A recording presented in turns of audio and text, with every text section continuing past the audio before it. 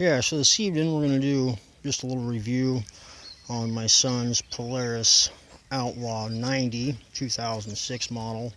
There's a lot of controversy about these, you hear. Are they good? Are they not?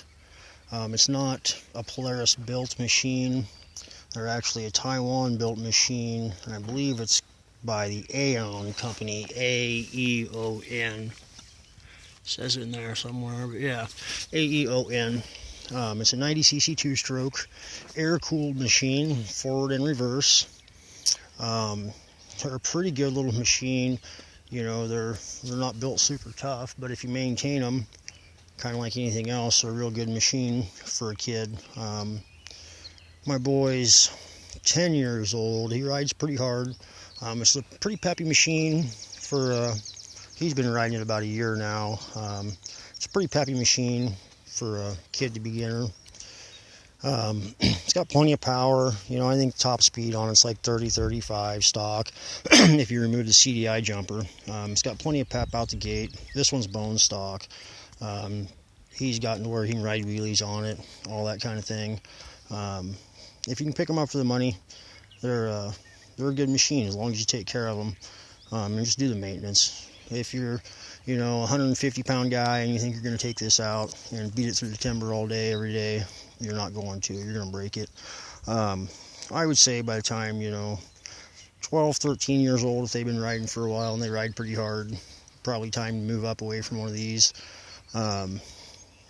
Just because they won't hold up to beating on them every day, you know, with a grown person, you know, 150 pounds or what have you. Now, if you're just going to ride around and piddle around on it, you know, it's great for that.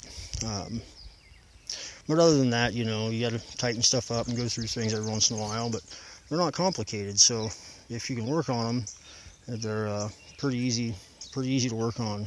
If you can't work on them, a general maintenance program is always a good idea. I think as long as you take care of them, you won't have any problems. It's a drum brake in the back, drum brakes in the front. So you get water and mud in those, you want to clean them out or they don't work. It is an electric start. It also has a kickstart backup, which is good because the starter clutch on this one was gummed up for quite some time, so we had to kickstart it. We bought this one wrecked. There wasn't very many hours on it when we bought it. We bought it wrecked, and so you can see there's some stuff missing from the front end. We haven't got put back on yet, but we're riding out here on the track. It ain't that necessary to have them. One thing I don't like about it is it has no foot pedal brake. So there's your rear brake and there's your front brake. It's kind of strange, especially if you jump off of a clutch machine and then go to ride this one. Yeah, it's kind of different. Not really used to that. Anyways, yeah, I don't know really anything negative about these, other than just keep up the maintenance, and they're a great machine. You know, they have a pre-mix oiler on them, so you don't have to mix the gas. They do have reverse, and they're all around a pretty good little machine. I think the only thing we've done to this one is had to clean up the starter clutch in it, and then also went through the carburetor and rebuilt the carburetor because it had been sitting for a while, and it didn't have any fire, and we had to end up putting a stator in it. Polaris wanted $237 for a stator, which I thought was pretty outlandish. I didn't pay a lot more than that for this four-wheeler. So anyways, I got one on eBay or Amazon, I don't remember which one, for $13 delivered. That's quite the difference. I told the guy from Polaris that, and he said, yeah, but they're not near as good as quality. I said, well, at $13 versus $237, I can put in the tune of like 18, 19 stators. That one's been in there ever since we got it like a year ago, and haven't had any problems with it since. So I would recommend the $13 stator over the $237 Polaris stator. Anyways, yeah, that's the Polaris 92 stroke. We're two-stroke people around here. About everything we ride is two-stroke.